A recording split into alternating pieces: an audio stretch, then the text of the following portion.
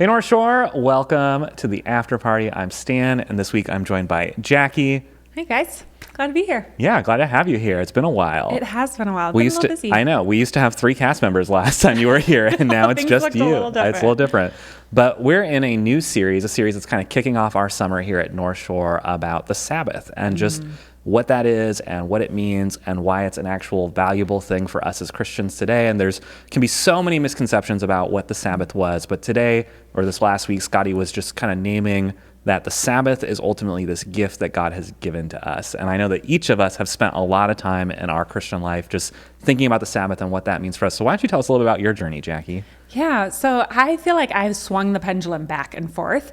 And so my journey started many years ago when I had this one summer that I just had a few weeks off of work and I was in between some projects for my master's. And so I was like, it's time for me to rest. I'm going to rest.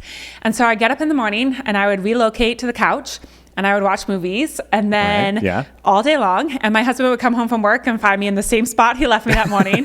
And this happened for day after day, week after week.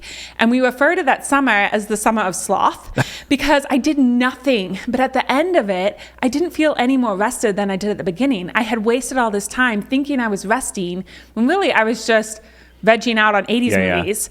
And I mean, lovely, memories of that time and some of those great movies, but not feeling any rested. And so that just spurred me on to go, how do I actually rest? Like what is actually going to rejuvenate me? And it's become this process through the years with having little kids at home, or my kids are a bit older now. And what does that look like to actually rest that's restorative to me, not just check the box or have time spent? Yeah. And so I think that's a balance. Yeah. I love naming those words rejuvenation and restoration, restorative, as kind of like verbs that can help you enter into thinking about what is Sabbath? Because it's not just a day off or I don't know about how you spend your days off, but it feels like at least one of my days off is just okay, I got to do laundry and and it's it's just not coming into the office, but that's not a Sabbath. It has to be stuff that is more in that life-giving realm for you. And for so long, I thought that meant I was supposed to spend the day at the spa, manicure, pedicure, this is going to be restful. And that's just not what rejuvenates me. It's lovely and spoiling for sure. But when I want to rest and rejuvenate, it means creation. It means time in nature. And that, it's almost like I can feel my tank filling up compared to if I'm just being pampered and spoiled. Yeah. How did you discover that about yourself, that the nature stuff was more rejuvenating than the pampering type stuff? I think it's just trying things out. It's the getting rid of the expectation of what you think it's supposed to look like and saying what actually works for me. How am I made? How do I restore? And so if I'm going to try being in nature, maybe some of my family loves to mountain bike. And so they're like, oh, Mom, come be in nature with me and mountain bike. And I'm like, well, that's lovely, but that's fast and not restorative to me.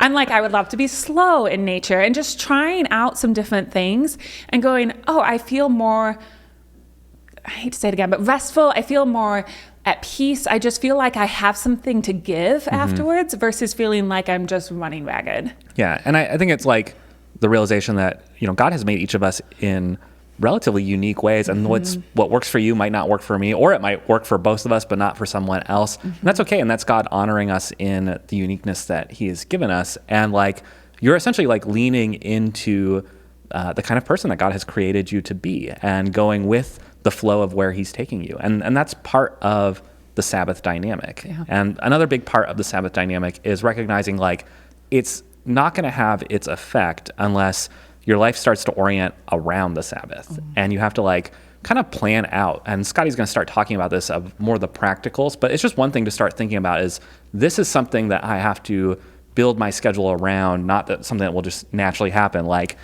you found with your summer of sloth, technically you were just sitting there, but it didn't create the rejuvenation that you were hoping for. Yeah. For many years, we have Friday off as a staff. It's the church is closed. And so it was okay, my kids are in school.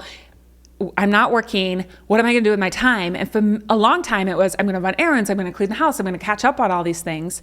And having to make the choice to say, no, I'm going to do those things during the week or with my kids involved or make it look different and protect those Fridays for Sabbath. And sometimes that means things that I would prefer to do fall off because I'm reorienting my life in a different way.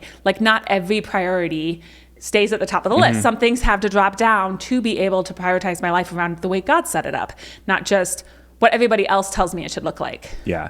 Yeah. And really where that kind of leaves us, and kind of maybe if you're watching this in a life group or on your own and you're just thinking about, okay, I want to do this. I'm coming into a season that is like the American rest season. It's the summer. Kids are going to have more time out of school and things like that.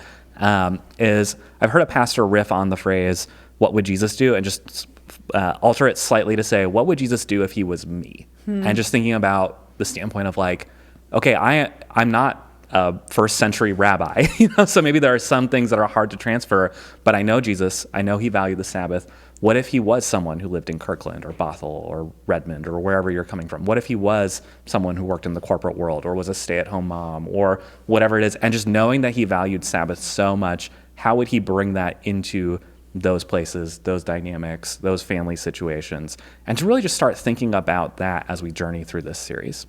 I love that, because it's not a one size fits all. Yeah. It's not all of our schedules are the same, our plates are the same, but it's the intentional looking at it the way Jesus looks at it. Absolutely. So good. Have a great day.